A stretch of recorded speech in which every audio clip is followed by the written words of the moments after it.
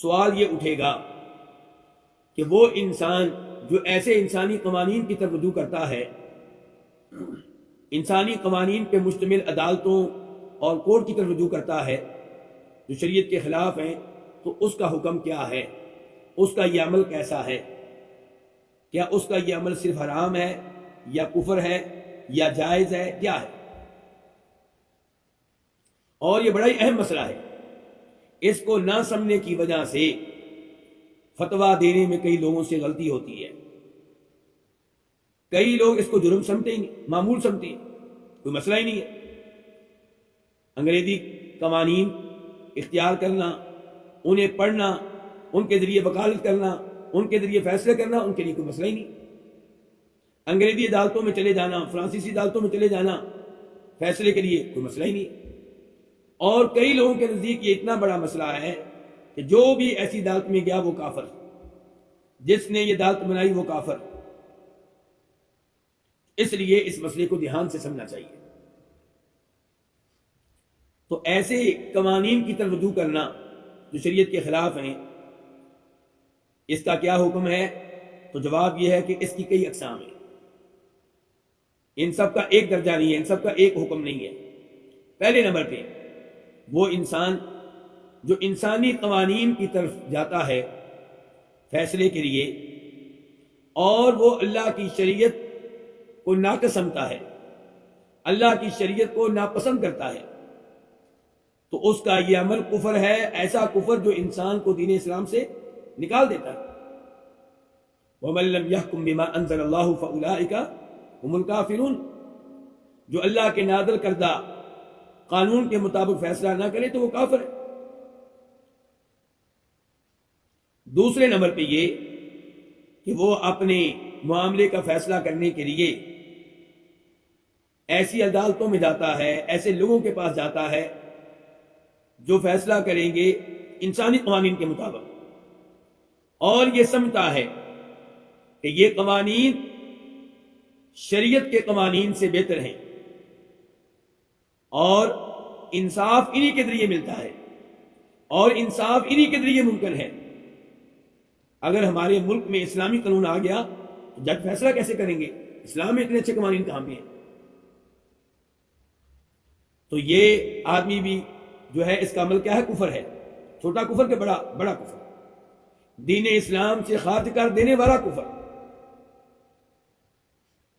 تیسرے نمبر پہ کہ وہ فیصلے کے لیے انسانی قوانین کو اختیار کرتا ہے، انسانی قوانین کے ذریعے فیصلہ کرنے والی عدالتوں کی طرف رجوع کرتا ہے، اور سمجھتا ہے کہ انسانی قوانین اور اسلامی قوانین دونوں ہی برابر ہیں، دونوں ایک جیسے ہیں۔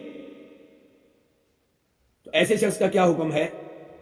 یہ اس کا عمل بھی کفر ہے، چھوٹا کفر کے بڑا کفر، یعنی کہ آپ انسانی قوانین کو اللہ کے قانون کے برابر سمجھتے ہیں، یقیناً یہ کفر ہے۔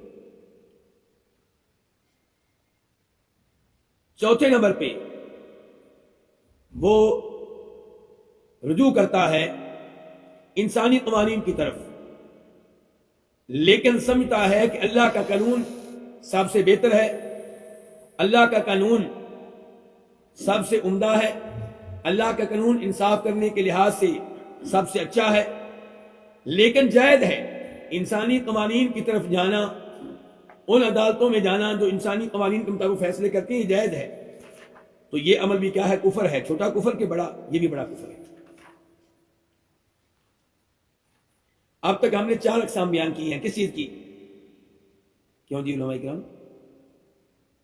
جی حماد، کس حکم کی؟ یہ کہ جب آپ اپنے معاملے کا فیصلہ کرنے کے لیے اللہ کی شریعت کی بجائے انسانی قوانین کی طرف رجوع کریں تو آپ کا یہ عمل کیسا ہے؟ بتایا گیا تھا کہ اس کی کئی اقسام ہیں اور ہر قسم کا اپنا حکم ہے۔ تو اب تک 4 اقسام بیان کی گئی ہیں اور چاروں کے بارے میں کہا گیا کیا ہیں؟ کفر ہیں۔ تو جو آدمی یہ کام کرے کیا وہ کافر ہو گیا؟ نہیں، وہ اور چیز ہے۔ عمل یہ کفریہ ہے، کام یہ کفریہ ہے، بندہ کافر ہے یا نہیں یہ ایک الگ معاملہ ہے۔ اور یہ بات سمجھنی چاہیے، علماء کرام بسا اوقات بتاتے ہیں کہ یہ کام کفریہ ہے، اور لوگ سمجھ لیتے ہیں کہ جس نے کام کیا یہ کافر ہے، مرتد ہے۔ نہیں، ایسی بات نہیں ہے۔ وہ نہ ہم کہتے ہیں کہ مرتد ہے، نہ ہم کہتے ہیں نہیں مرتد۔ کسی انسان کو، خاص انسان کو کافر قرار دینے نہ دینے کے معاملے میں شرائط ہیں، تفصیلات ہیں، تو ہمارا فی الحال وہ موضوع نہیں ہے۔ فی الحال ہم بتا رہے ہیں کہ یہ کام کفریہ ہے، اور کفریہ کام کرنے والا بندہ کیا ہو جاتا ہے؟ کافر ہو جاتا ہے۔ لیکن یہ بندہ کافر ہوا کہ نہیں ہوا، فی الحال ہم ایسی بات نہیں کریں گے۔ ہو سکتا ہے اسے درست معلومات نہ ملی ہو، اس کا کوئی شبہ ہو، کئی باتیں ہو سکتی ہیں، لیکن ایسا بھی نہیں ہے کہ ہم کہہ رہے ہوں کہ یہ بڑا مومن متقی پرہیزگار ہے۔ بس صرف یہ ہے کہ ہم اس کے اوپر کافر ہونے کا فتویٰ نام لے کر نہیں لگاتے۔ عام بات ہم کریں گے، عام بات نام لیے بغیر، تحدید کیے بغیر، تخصیص کیے بغیر ہم کہتے رہیں گے کہ جو بھی آدمی انسانی قوانین کو اسلامی قوانین سے بہتر سمجھتا ہے وہ کافر ہے۔ جو بھی انسان انسانی قوانین کو اسلامی قوانین کے برابر سمجھتا ہے یا بہتر سمجھتا ہے وہ کیا؟ کافر۔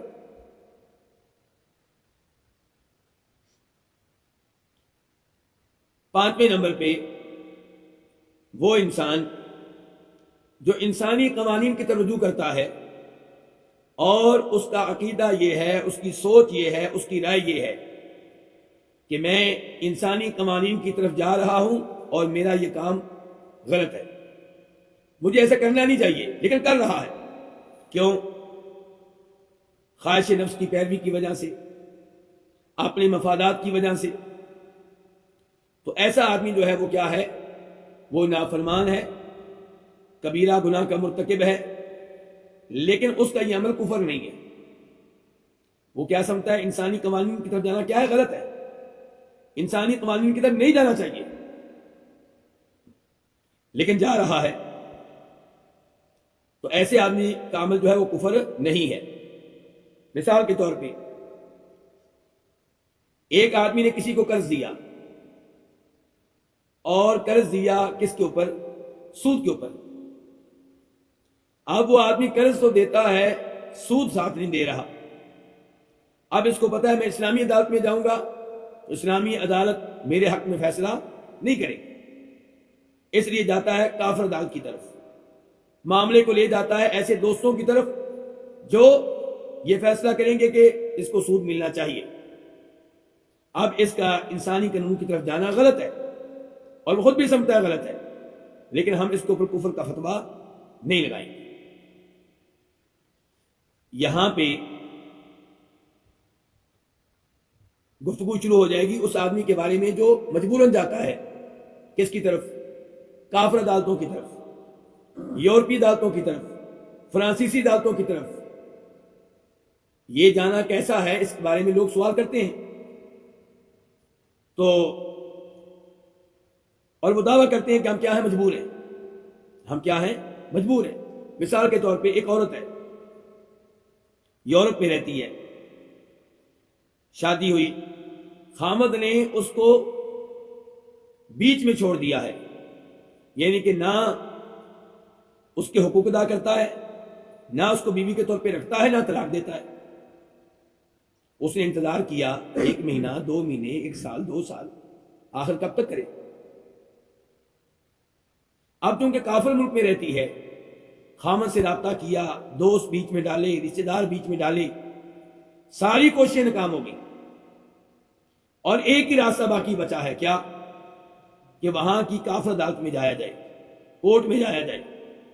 تو یہ ہے مجبوری، یہ مجبوری کی مثال دی ہے۔